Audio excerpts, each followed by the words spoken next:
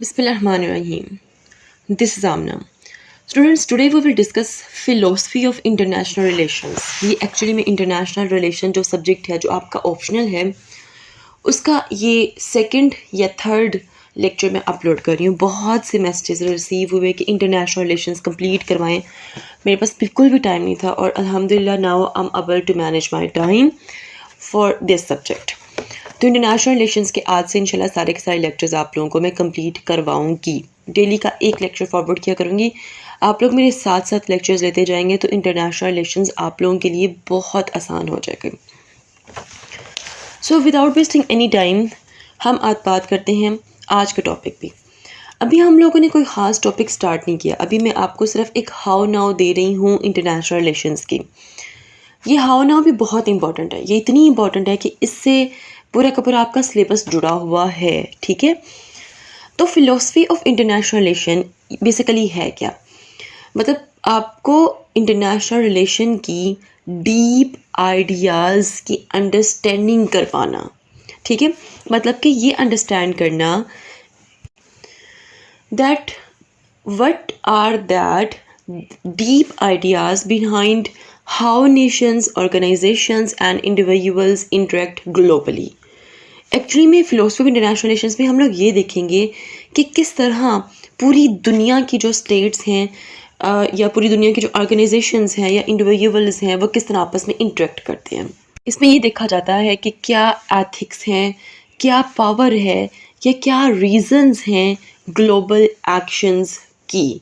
ठीक है, देखो कभी भी ऐसा नहीं होगा ना, फ़र्ज़ करें कि आपको अगर कोई काम होगा तभी आप मोहल्ले में जाएंगे ना, किसी घर में, स्पेसिफिक घर में, तो कोई ना कोई रीज़न तो होती है ना इंटरेक्शन की।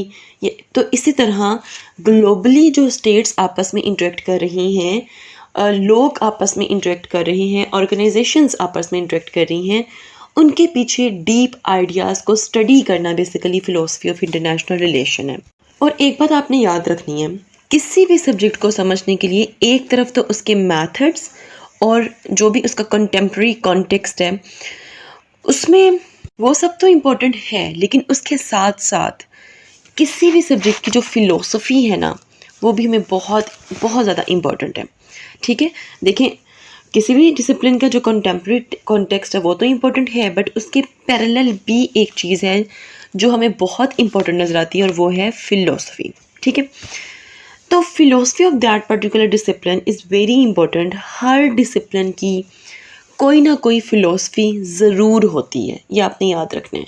ये नहीं कि सिर्फ इंटरनेशनल रिलेशंस पढ़ते हुए ही आप कहो कि अच्छा इसकी कोई ये फ़िलोसफी नहीं। अगर आप लोग इंग्लिश पढ़ रहे हैं तो उसकी भी कोई ना कोई फ़िलोसफी है, इस्लामियात पढ़ रहे हैं तो उसकी भी कोई ना कोई फ़िलोसफी है। देखिए अगर इस्लामियत पढ़े ना तो उसकी जो फ़िलोसफी है वो किससे जुड़ी हुई है? हम उसमें रिलीजन पढ़ते हैं तो वो अल्लाह से जुड़ी हुई है। ठीक है, बिल्कुल इस तरह अगर हम लोग मैथ का सब्जेक्ट पढ़ें तो उसकी भी फ़िलोसफी है, नंबर्स वगैरह ये सब उसकी फ़िलोसफी में आता है। ठीक है, अच्छा तो आईआर के कॉन्टेक्स्ट में फ़िलोसफी को बेसिकली 3 हिस्सों में हम स्टडी करते हैं। कितने हिस्सों में? 3 हिस्सों में। आप कह सकते हो कि भाई 3 फ्रेमवर्क्स भी कह सकते हो, 3 पार्ट्स भी कह सकते हो, जैसे कि यूनिवर्सल ट्रेडिशन, इसके अलावा दूसरे नंबर पर क्लासिकल ट्रेडिशन, तीसरे नंबर पर पोस्ट मॉडर्निस्ट अप्रोचेस। ये जितने भी फ्रेमवर्क मैंने अभी आप लोगों को बताए हैं, 3 फ्रेमवर्क, इनकी मदद से हम लोग देखेंगे कि मुख्तलिफ लोगों की क्या सोच थी, उनके मुताबिक किस तरह इंटरनेशनल सिस्टम को लॉज की मदद से बेहतर किया जा सकता है। अच्छा, अब सबसे पहले हम लोग डिस्कस करेंगे क्लासिकल ट्रेडिशन को। ठीक है, सबसे पहले हम लोग ये देखते हैं कि क्लासिकल ट्रेडिशन किसने दिया, की थिंकर्स कौन थे इसके पीछे। ठीक है, अच्छा 3 नाम हैं। थॉमस हॉबिस, आपके सामने स्क्रीन पे नाम लिखे भी होंगे सारे। इन्होंने डिस्क्राइब किया the anarchy state of nature emphasises survival and conflict. ठीक है, अभी एक्सप्लेन करती हूँ, थोड़ा रिलैक्स। दूसरा नाम है जी जीन जैक्वेस रोसी, जो भी नाम है। ठीक है, इन्होंने देखा cooperation as possible but difficult in a self interested world. तीसरे हैं जी हेंस मोरगैंथो, ये बेसिकली एक मॉडर्न रियलिस्ट थे जिन्होंने एम्फसाइज किया द पर्सपेक्ट ऑफ पावर। क्लियर? समझ मुझे पता आपको नहीं आ रही है अभी, ये मैं अभी एक्सप्लेन करती हूँ कि क्लासिकल ट्रेडिशन है क्या, क्योंकि क्लासिकल ट्रेडिशन बहुत इंपॉर्टेंट है, इसको अंडरस्टैंड करना बहुत ज़रूरी है। इस टाइम आप लोगों के लिए नाम ज़्यादा ज़रूरी हैं कि भाई ये मतलब किसने ये ट्रेडिशन बेसिकली ईजाद की है, किसने ये सोच दुनिया के सामने रखी। ठीक है, देखें क्लासिकल ट्रेडिशन एक ऐसी अप्रोच है, this approach links political philosophy with IR। इसमें फोकस किया जाता है on the timeless truth about human nature and power. Actually में इसमें यह बताया जाता है कि भाई एक ह्यूमन की नेचर है कि वो मतलब कि अपने इंटरेस्ट के अकॉर्डिंगली वर्क करता है। किसके अकॉर्डिंगली वर्क करते हैं? इंटरेस्ट के। देखें इंटरनेशनल रिलेशन सब्जेक्ट तो बहुत बाद में आया है। इंटरनेशनल रिलेशन सब्जेक्ट से पहले भी स्टेट्स थी, किंगडम थे, सोसाइटीज़ थी, they use to interact with each other. Classical traditional ये जो भी हैं Thomas Hobbes, Hans Morgenthau, Jean Jacques, सारे, ठीक है, ये सब ये बिलीव करते हैं कि कोई भी स्टेट, कोई भी सिविलाइजेशन, कोई भी क्लास, कोई भी अथॉरिटी, उसने अपने इंटरेस्ट को ओन करना है। अगर उसने किसी ट्रेड में इंगेज होना है, कोई एग्रीमेंट्स करने हैं, या कोई वॉर करनी है, या कोई डिप्लोमेसी करनी है, सब के सब उसके इंटरेस्ट पर बेस करते हैं। ठीक है, अब उसका इंटरेस्ट कुछ भी हो सकता है, किसी स्टेट का, किसी सिविलाइजेशन का, किसी अथॉरिटी का। रैदर उसका इंटरेस्ट पावर हो सकता है, ठीक है, इन्फ्लुएंस हो सकता है, रैदर रिसोर्स हो सकता है, या कुछ भी हो सकता है इंटरेस्ट। तो इसमें थ्योरी कौन सी आती है? मतलब क्लासिकल ट्रेडिशन किसकी बात करें? इंटरेस्ट की बात करें। ठीक है, ये सिंपल सी बात है।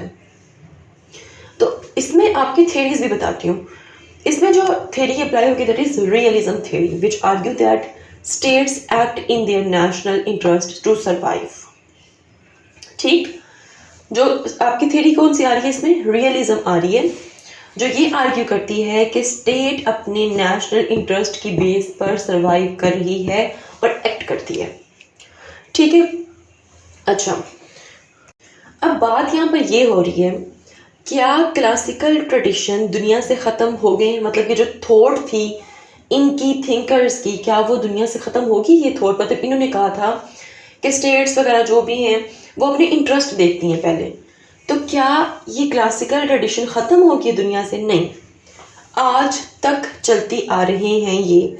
और याद रहे कि अगर मैं आपको एग्जांपल दूं, देखें इस टाइम गज़ा और इसराइल की वॉर हो रही है, लेकिन बहुत से जो स्टेट्स हैं, मुस्लिम ममालिक, टर्की, सऊदी अरब, जो बहुत स्ट्रॉन्ग हैं, उसके बावजूद जंग में नहीं कूदे हैं। क्यों? क्योंकि उनको लगा कि भाई हमारा इंटरेस्ट नहीं है। हाँ, स्टेटमेंट्स ज़रूर आती हैं कुछ, मतलब कि उन्होंने किया भी है कुछ, ठीक है, कुछ कह रही हूँ, बहुत ज़्यादा नहीं, लेकिन वो डायरेक्टली जंग में नहीं कूदे, क्योंकि था तो पूरा मामला जो था वो बल्कि है पूरा मामला मुसलमानों का, लेकिन वो जंग में नहीं, क्योंकि उनके उन्होंने अपने इंटरेस्ट देखने थे। ठीक है, इसी तरह जब पाकिस्तान का, कश्मीर का और इंडिया का एक इशू चल रहा था, तो दुबई में मतलब कि जो प्राइम मिनिस्टर थे इंडिया के, उनको बुलवा कर उनको भाई हार पहनाए जा रहे थे। रीज़न बिहाइंड दैट क्या था? दुबई का अपना इंटरेस्ट था। ठीक है, उन्होंने कहा भाई हम आपकी जंग में नहीं कूदेंगे। तो क्या क्लासिकल, तो ये दो एग्जांपल सुनने के बाद डू यू रियली थिंक कि क्लासिकल ये जो ट्रेडिशन है ये ख़त्म हो गया आज? नो, स्टिल आज भी चल रहा है। आज भी आप कह सकते हो कि दुनिया में बहुत से स्टेट्स, इवन के इंडिविजुअल्स भी अपने इंटरेस्ट को देखते हैं। ठीक है, ओके। इनफैक्ट बहुत सी थ्योरीज आपकी क्लासिकल ट्रेडिशन में कवर होंगी, याद रहे। ठीक, और एक और बात, एक थ्योरी जब आती है, मतलब जो नई थ्योरी आती है, वो पिछली थ्योरी को निगेट ज़रूर करती है, लेकिन पिछली थ्योरी को वो ख़त्म नहीं कर सकती है। जितनी भी कंजर्वेटिव अप्रोच है, रियलिस्ट जितनी थ्योरीज हैं, वो सब के सब ड्राइव हैं क्लासिकल ट्रेडिशन से। यहाँ तक होपफुली आपको समझ आ चुकी है कि क्लासिकल ट्रेडिशन है क्या। अब मैं आपके साथ डिस्कस करूँगी यूनिवर्सल ट्रेडिशन को। अच्छा, अब यूनिवर्सल ट्रेडिशन में कौन कौन से की थिंकर्स थे, नाम उनके लिख दूंगी। ठीक है, इनके नाम बड़े अजीब से हैं, तो हो सकता है प्रोनाउंस करते हुए मैं गलत बोल दूं। ठीक है, तो फिलोसफर्स हैं जैसे कि इमैनुअल कैंट, ठीक है, इन्होंने बेसिकली बात की, एडवोकेट किया for perpetual peace and the role of global cooperation, जैसे कि इंटरनेशनल ऑर्गेनाइजेशंस वगैरह पर इन्होंने ज़्यादातर बात की, ठीक है। आई नो आपको समझ नहीं आ रही है, थोड़ा वेट, मैं सारा समझाऊंगी कि यूनिवर्सल ट्रेडिशन है क्या। वेट हमारी। अच्छा, सबसे पहले ये जो अप्रोच है ना, this approach searches for universal truths and principles in global politics such as justice, peace, and the rules of international law.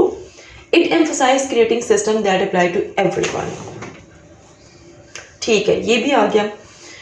अच्छा, उसके बाद एग्जाम्पल वो कहते हैं कि भाई liberalism is based on this, arguing that democracies are less likely to go to war with each other. यहाँ तक मुझे पता है आप लोगों को कुछ समझ नहीं आया होगा। स्टेप में समझाती हूँ ज़रा आपको। देखिए, इंटरनेशनल रिलेशन में यूनिवर्सल ट्रेडिशन भी एक फ्रेमवर्क है, ठीक है। यूनिवर्सल ट्रेडिशन कौन सा है? ये बेसिकली 2 कैटेगरीज में डिवाइड है। मजीद आगे यूनिवर्सल ट्रेडिशन में ये जो इमैनुअल कैंट और इसके अलावा दूसरे कुछ थिंकर्स थे, उनका ये कहना है, मतलब कुछ ऐसे थिंकर्स आए जो कहते थे कि भाई मज़हब के साथ, मतलब मज़हब को साथ लेकर चलो, मज़हब में सब इनकॉर्पोरेट करो, मज़हब को फैलाओ, मज़हब के नाम पर सबको जोड़ कर रखो, जैसे चर्च ने यूरोपियंस को बांध कर रखा था पास्ट में। मज़हब प्यार और अमन का दर्स है, आपस के स्टेट्स और इंडिविजुअल के इंटरेक्शन में मज़हब को फॉलो करो, मीन्स के रिलीजन पर ज़्यादा मतलब एम्फसाइज करते थे। लेकिन क्या हुआ, मज़हब के नाम पर ही यूरोप लड़ पड़ा और तकरीबन 8 मिलियन लोग मारे गए। मैं पास्ट की बात कर रही हूँ, ठीक है। जब ये की थिंकर्स अपनी थेरीज दे रहे थे, अपनी डीप थिंकिंग दे रहे थे, ये सब बातें लिख रहे थे, तो उस वक़्त मतलब मज़हब के नाम पर लोग लड़ पड़े और 8 मिलियन लोग मारे गए। फिर लोगों ने सोचा कि नहीं, मज़हब के साथ नहीं, सिर्फ मज़हब को साथ लेकर नहीं चला जा सकता, ठीक है। और उन्होंने कहा कि भाई मज़हब के नाम पर लोगों को जोड़कर नहीं रखा जा, बांध कर नहीं रखा जा सकता। फिर लोगों ने सोचा, मतलब कि ये जो यूनिवर्सल ट्रेडिशन के जो थिंकर्स थे, उन्होंने सोचा कि नेचुरल लॉज को लेकर चलते हैं, नेचुरल लॉज के हवाले से लोगों को बांध के रखते हैं, मतलब कोऑपरेशन पैदा करने की कोशिश करते हैं। इसमें right of property, right to live, individual liberty, individual freedom, ठीक है, ये सब चीज़ें इंश्योर करवाने की कोशिश की गई कि भाई लोगों को उनके रहने का राइट ऑफ रिलीजन एक्सेट्रा, इस तरह के जो बेसिक्स राइट जो आज भी हैं हमारे मुल्क में भी, हमारे राइट्स है ना, ठीक है, फ्रीडम ऑफ एक्सप्रेशन एक्सेट्रा। फिर जी बात करते हैं ट्रीटी ऑफ वेस्टफेलिया की। ट्रीटी ऑफ वेस्टफेलिया में 400 से ज़्यादा ज्यूरिस्ट स्कॉलर्स यूरोप के, उन्होंने बैठकर इसे डिज़ाइन किया, ठीक है, जिसे आज आप कहते हैं नेशन स्टेट सिस्टम।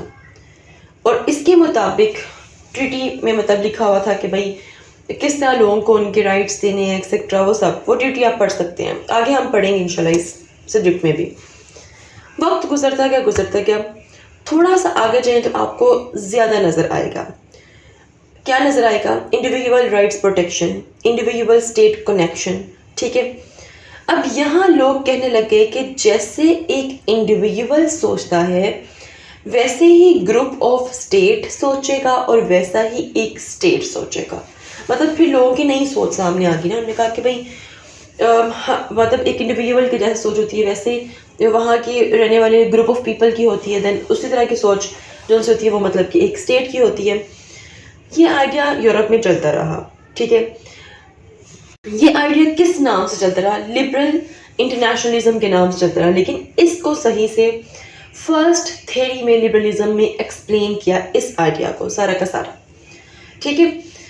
अच्छा, इसमें उन्होंने ये एक्सप्लेन किया कि भाई एक जो इंडिविजुअल होते हैं, एक जो फ़र्द होते हैं, वो नहीं चाहता कि जंग हो, वॉर हो, वो कोशिश करता है कि वॉर की तरफ ना जाए। स्टेट भी वॉर नहीं चाहती है, इसलिए उनको लगा कि जैसे इंडिविजुअल चाहते हैं वैसे ही एक स्टेट चाहती है, क्योंकि स्टेट में तो रहते तो इंडिविजुअल ही है। तो फिर ये जो नेचुरल लॉज थे, जैसे कि right of property, right to live, freedom of expression, freedom of religion, ठीक है, जिसको आप नेचुरल लॉज कह सकते हैं, इनकी जो टेंडेंसी है, इन पर ही आपके इंस्टीट्यूशंस, आपके ऑर्गेनाइजेशंस, आपके डिफरेंट जो इंस्टीट्यूशंस वगैरह एक्सेट्रा, ठीक है, वो सब एस्टैब्लिश हुए, ठीक है। ओके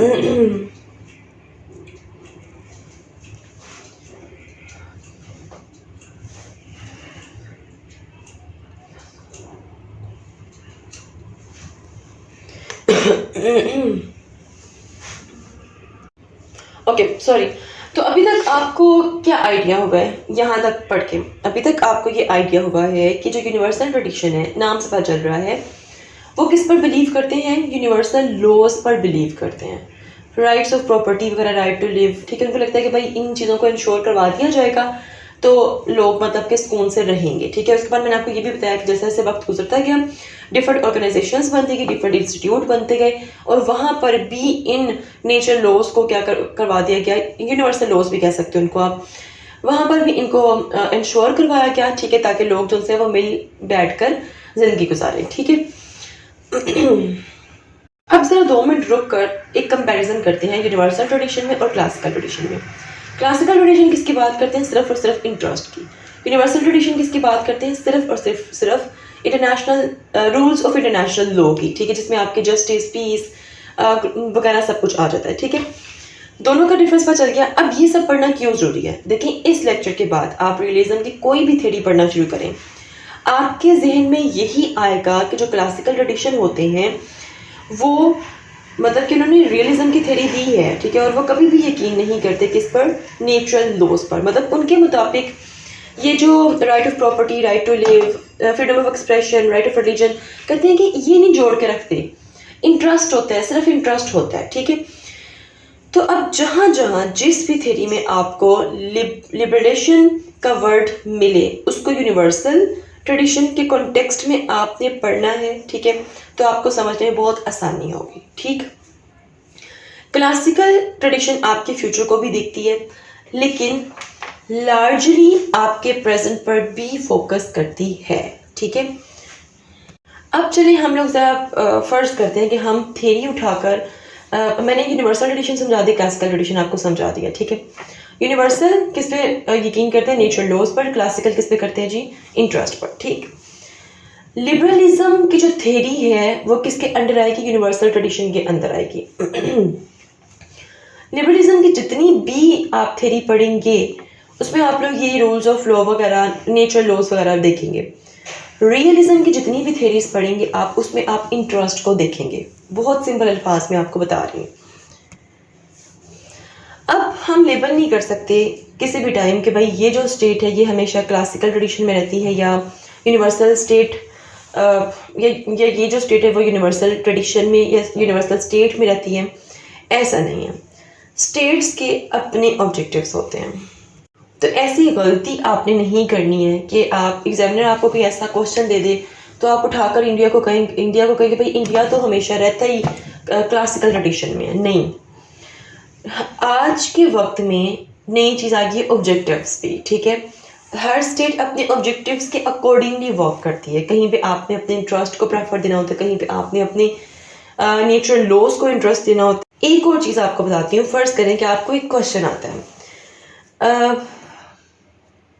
अच्छा फर्ज करें एक क्वेश्चन आता है, टॉपिक है relations between India and Pakistan and evaluate critically.